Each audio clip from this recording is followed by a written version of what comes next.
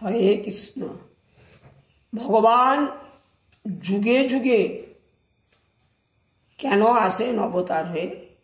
যখন অধর্ম বাড়াবাড়ি করে, ওই অধর্মকে দূরে সরিয়ে ধর্মকে প্রতিষ্ঠা করার জন্য এবং দুষ্কৃতীদেরকে দমন করার জন্য এবং আমাদের মানব জনমকে কৃপা করার জন্য স্বয়ং ভগবান আসেন। ভগবান বাবা নিজের ইচ্ছায় আসেন না, ভক্তের ডাকে ভগবান আসে। ভগবানের প্রিয় হচ্ছে ভগবানের ভক্ত।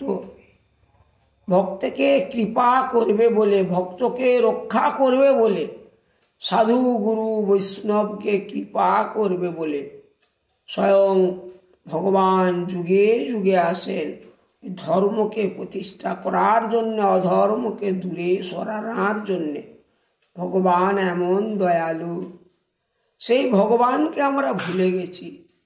যার কৃপায় আমরা বেঁচে আছি, তাকে আমরা ভুলতে বসেছি। কিন্তু না গো, ভগবান ছাড়া আমাদের গতি নাই। সারাদিনে একটি বার কেউ যদি হা কৃষ্ণ হা গোবিন্দ আমি তোমার হলাম বলে নয়ন জলে রাখতে পারে, তিনি তো ভগবানের কৃপা পাবে।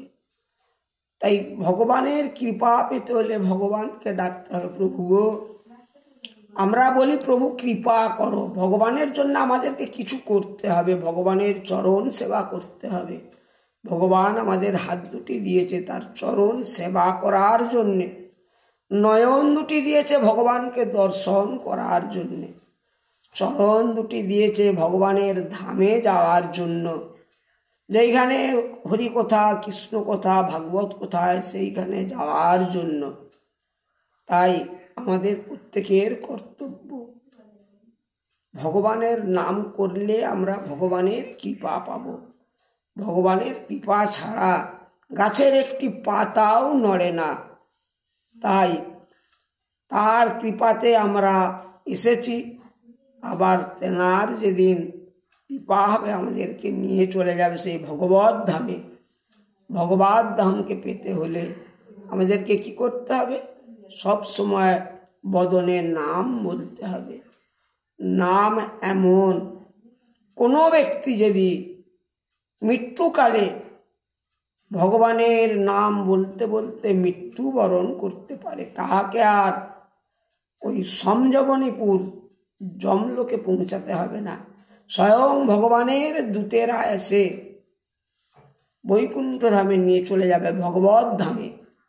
তাই ওই জন্য হাতে কাম করো, বদনে নাম বলো। নামের এমন মহিমা, এক কৃষ্ণ নামে যত পাপ হরে, পাপীর সাধ্য নাই তত পাপ করে।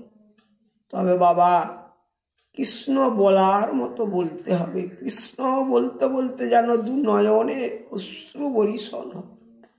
ভগবান আমি তোমার হলাম বলে নয়ন জলে ভাসতে হবে, তবেই তো ভগবানের কৃপা আমরা পাবো। ভগবান সব সইতে পারে, ভক্তের চোখের জল ভগবান সইতে পারে না। ভগবানকে ডাকার মতো ডাকলে তবেই তো আমরা ভগবানের কৃপা পাবো। হরে কৃষ্ণ, রাধে রাধে।